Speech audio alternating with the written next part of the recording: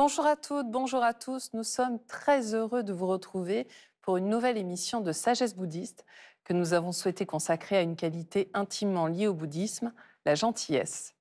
Car la pratique bouddhiste met notamment l'accent sur des valeurs telles que la compassion, la bienveillance et l'altruisme. La gentillesse, dans cette perspective, devient non seulement un acte de bonté, mais aussi un chemin spirituel pour cultiver la paix intérieure et la sagesse. Mais attention, certains mécanismes psychologiques poussent certaines personnes à être trop gentilles, alors qu'il est essentiel d'apprendre à poser des limites pour développer des relations plus équilibrées. Notre invité nous invite à une forme de prise de conscience et à l'importance de savoir dire non lorsque c'est nécessaire pour préserver son propre bien-être. Alors comment réévaluer nos comportements envers les autres et oser poser des limites pour ne pas se laisser déborder par notre désir de faire plaisir à tout prix? Nous rejoignons sans plus attendre notre invité, le docteur François Lelore. François Lelore, bonjour. Bonjour Aurélie Godefroy. Et merci d'avoir accepté notre invitation. Alors, vous êtes psychothérapeute, psychiatre. Vous avez publié de nombreux ouvrages, notamment avec l'ami Christophe André, que nous recevons souvent ici. Vous avez passé une quinzaine d'années en Asie et vous venez de publier « Soyez gentil, mais pas trop » chez Odile Jacob. Alors, c'est pour le moins un titre étonnant. Est-ce qu'on peut être trop gentil? C'est assez provocateur comme titre. Oui, je pense qu'on peut être trop gentil, surtout dans une société qui a quand même changé, en sens qu'il faut toujours être capable de trouver sa place, où la croissance fait qu'il faut... On est dans une ambiance qui est plus faible, fait qu'on est dans une ambiance plus compétitive, et où, au fond, le trop gentil peut s'exposer à des déceptions, et surtout à ce que d'autres prennent l'avantage sur lui ou sur elle. Hmm. Alors, vous explorez justement dans ce livre les différentes facettes de cette gentillesse, en commençant par la modestie. Alors, est-ce qu'on peut d'abord établir une différence entre l'humilité, la retenue, la discrétion et cette fameuse modestie? Mais ce sont des mots un peu connexes. Vous savez, l'humilité a à voir avec l'humus, qui est la terre vers laquelle le croyant doit s'incliner par humilité justement devant Dieu. La modestie signifie quelque chose de faible importance. Donc, ça veut dire qu'on s'accorde à soi-même une faible importance. Donc, ça, ce sont des mots connexes, qui veut dire que finalement, on se sent une valeur pas si grande et qu'on a tendance, malheureusement, parfois trop, à s'effacer, à ne pas reconnaître ses propres mérites, à les faire reconnaître aux autres. Cet excès de modestie vient d'où? Ah ben, comme toujours, si vous voulez, il y a un mélange d'éducation, puisque on ne se vante pas, c'est un précepte éducatif. Et puis, bien sûr, il y a l'estime de soi, c'est-à-dire que selon, évidemment, l'estime de soi, c'est un composite entre l'amour que vous avez reçu de vos parents, le fait que vous avez été plus ou moins populaire, bon élève, doué athlétiquement, acceptée par les autres, elle va être plus ou moins haute. Alors, si elle est un peu fragile, pour plein de raisons liées à votre passé, ben, vous aurez tendance à être plus modeste, à penser que peut-être vous ne méritez pas tant d'attention, d'égard, et à ne pas vous mettre en avant, avec le risque souvent d'ailleurs de ne pas viser assez haut. Parfois, les modestes, il faut les pousser en leur disant « Mais attends, si, tu pourrais faire ça, je t'assure, vas-y ». Je donne des exemples dans le livre de gens qui, souvent c'est leurs amis, qui leur ont dit « Mais si, accepte ce poste » ou « Tiens, essaie quand même de plaire à cette fille ou à ce garçon, je t'assure qu'il pourrait s'intéresser à toi ». Donc, c'est une des manières de contrôler justement, en fait, cette modestie. Dans le livre, j'essaie, pour chaque composante de la gentillesse dont vous allez parler, puisqu'il y en a en fait 5 ou même 6, de montrer, pour que le lecteur puisse prendre conscience de cette dimension qui est peut-être trop développée chez lui, et qui puisse, dans des situations pratiques, essayer d'améliorer un peu son score, et en particulier d'arrêter d'être trop modeste. Hmm. Il y a des gens qui n'ont pas besoin du tout de ce conseil. Ah oui, non, mais ça... On va passer à la deuxième facette qui est justement la sincérité, donc qui est différente de la spontanéité et de l'honnêteté, dites-vous. Alors, c'est un peu voisin, c'est-à-dire que, disons, en gros, la sincérité au sens de la gentillesse, c'est la difficulté à retenir une information, à cacher quelque chose à quelqu'un, à mentir un peu par omission. Par exemple, vous voyez, il y a des gens qui ont du mal à résister aux questions. Les gens vont vous questionner sur votre famille, ce que vous souhaitez faire, vos antécédents, alors qu'eux ne livrent pas grand-chose. Et quand on est gentil, on a tendance à céder, à répondre trop facilement. Donc en fait, c'est une tendance à trop en dire. Voilà, une tendance à trop en dire, mais gentiment. Je parle à la franchise d'avoir tendance à trop faire de révélations de soi, sans faire attention à l'autre, qui lui, en fait, lui, garde ses billes, comme on dit, et ne révèle rien. Alors là aussi, il y a un petit entraînement, voilà, comment résister aux questions un peu inquisitrices en n'y répondant pas, en faisant ça gentiment, mais en restant sur la réserve. Et c'est dans toutes les composantes de la gentillesse, c'est faire attention à la réciprocité. Ça, c'est vrai que c'est quelque chose qu'on retrouve dans votre livre. Et c'est une véritable pratique, hein. C'est une discipline, quelque part, qu'il faut mettre en place. Voilà. Parce que, oui, effectivement, il faut savoir contrôler cette franchise et Voilà. cette sincérité au jour le Oui, jour. oui, absolument, au jour le jour. Ouais. Alors, passons à l'excès de confiance, qui est aussi un aspect de cette gentillesse. Et là, vous faites aussi la différence entre la confiance, la bienveillance, la candeur ou encore la naïveté. Alors, dans la naïveté, il y a quelque chose d'un peu attendrissant, mais les enfants peuvent être naïfs, c'est-à-dire qu'ils ne connaissent pas assez le monde et les gens. On peut aussi se sentir naïf dans un environnement très, très étranger, dont on ne connaît pas les règles. Mais là encore, il y a des gens qui spontanément, justement, vont garder une méfiance élevée. Et d'autres vont avoir tendance à faire confiance, en général les gentils. Alors, ce qui est très positif, puisque les gens qui nous font confiance, en général, on a envie aussi par exemple, un patron qui vous fait confiance, ben, c'est stimulant. Dans une relation de couple, évidemment, on aime que l'autre vous fasse confiance.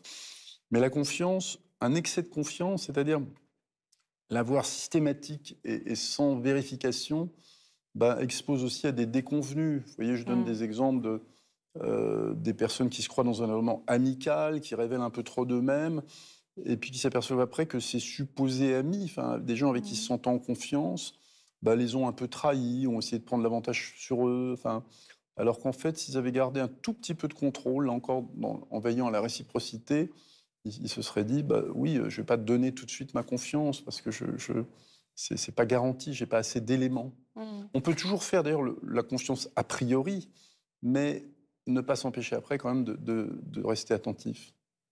Alors, c'est pas toujours évident, notamment dans un domaine qui est celui de l'amour. Oui, C'est quand même triste de devoir calculer et de se dire, bon, bah, finalement, il doit y avoir des red flags, des choses qui peuvent nous alerter sur le fait qu'on donne trop facilement notre confiance. Et c'est là où on rejoint cette question de naïveté.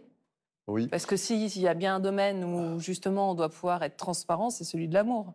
Alors, c'est-à-dire, dans le sentiment amoureux, si vous voulez, il y a quand même souvent une idéalisation de l'autre, c'est émotionnel, on est emporté par l'émotion, donc on n'aime surtout pas se maintenir en retenue, en veilleuse sur la confiance. Mais effectivement, les gens gentils ont tendance à ne pas voir les premiers signaux que d'autres remarquent. Parfois, dire c'est des amis qui leur L'entourage, disent oui. fais attention. Faire confiance, c'est positif, c'est un mécanisme, mais quand même avec prudence. Et puis alors, dans le livre, je donne des exemples, évidemment, des gens qui ont trop fait confiance dans des situations où ils se sont fait vraiment duper par des professionnels du mensonge, vous voyez. J'aimerais qu'on passe directement à la compassion, puisqu'en fait, vous dites que certaines personnes ont un cœur qui est trop tendre. Oui, Alors alors, là, en ça m'a étonnée. soi, on pourrait dire que quelle vertu, quelle qualité d'avoir de la compassion pour la détresse et la souffrance des autres.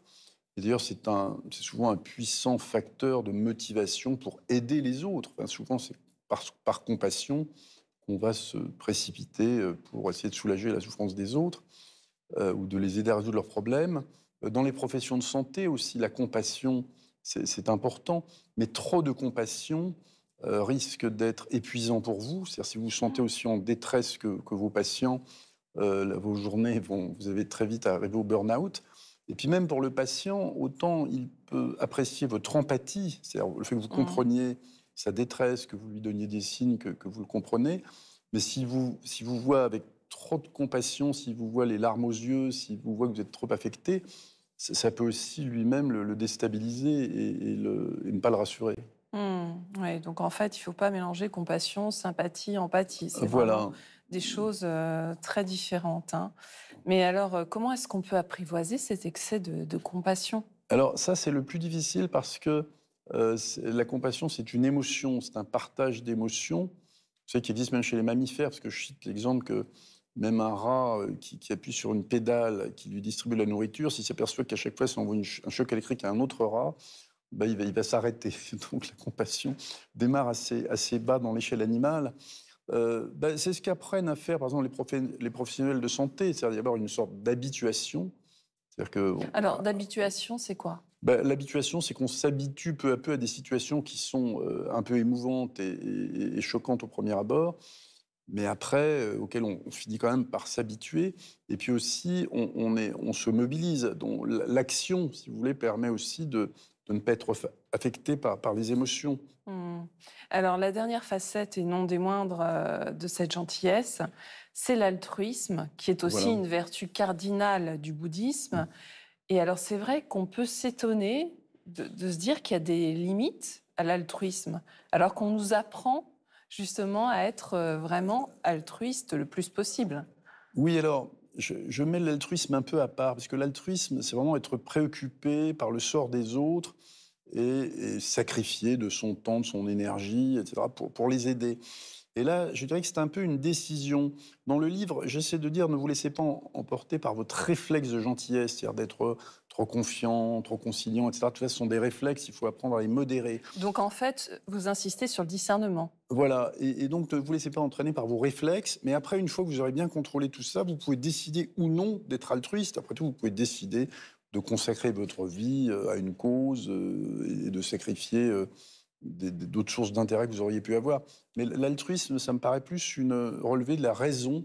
C'est quelque chose qu'on peut un peu plus décider à froid, mais il y a aussi une question de tempérament. Mais là aussi, c'est lié à la compassion. C'est-à-dire qu'il y a des gens, la compassion va les entraîner plus facilement vers le chemin de l'altruisme. Hmm. Mais il y a aussi des altruistes pas très émotionnels, qui sont altruistes par tradition, par éducation, par attitude, tout en restant pas trop émus par la souffrance des autres. Alors, je ne sais pas si vous considérez vous-même comme un gentil, mais en tout cas, vos patients ont bien de la chance de vous avoir. Écoutez, Et nous, on a eu beaucoup de chance de vous recevoir aujourd'hui. Écoutez, merci, c'est très gentil. Et je suis très heureux aussi d'être venu dans cette émission. Merci François Lelord. Merci Aurélie Godefroy. Et si vous souhaitez poursuivre cette réflexion, voici quelques suggestions, avec tout d'abord le livre de notre invité, Soyez gentil, mais pas trop, aux éditions Odile Jacob. Comme nous l'avons vu, cet ouvrage a pour but d'aider chacun et chacune d'entre nous qui, face à l'adversité du monde, sommes parfois trop gentils, trop généreux, trop conciliants. Pour bien nous préparer à surmonter les obstacles de la vie, François Lelord nous donne ses meilleurs conseils et recommandations pour une vraie sagesse de la gentillesse en pratique. Abécédaire de la sagesse de Christophe André, Mathieu Ricard et Alexandre Jolien, publié chez l'Iconoclaste à Larry Éditions. Vous y retrouverez à travers de petits textes très accessibles, depuis A comme acceptation jusqu'à Z comme zen, des thèmes comme la vulnérabilité, la solidarité, la résilience, etc., comme autant de repères pour cheminer en ces temps incertains. Chacun des auteurs a choisi les mots qui lui sont chers pour confier sa vision, son expérience, les efforts à entreprendre pour être plus cohérent, plus à l'écoute, plus altruiste et plus heureux. Et enfin, L'art de la gentillesse de Piero Ferrucci aux éditions Robert Laffont. La gentillesse et les vertus qui lui sont inhérentes peuvent être apportées d'incalculables bienfaits, nous l'avons vu, à qui sait s'en saisir spontanément sans en attendre de contrepartie. Elle égaye nos vies, elle apaise nos corps, elle est une des clés du bonheur, du nôtre comme de celui d'autrui. Et si nous la cultivions ensemble? Telle est l'invitation fort pragmatique et si riche d'espérance que nous propose l'auteur.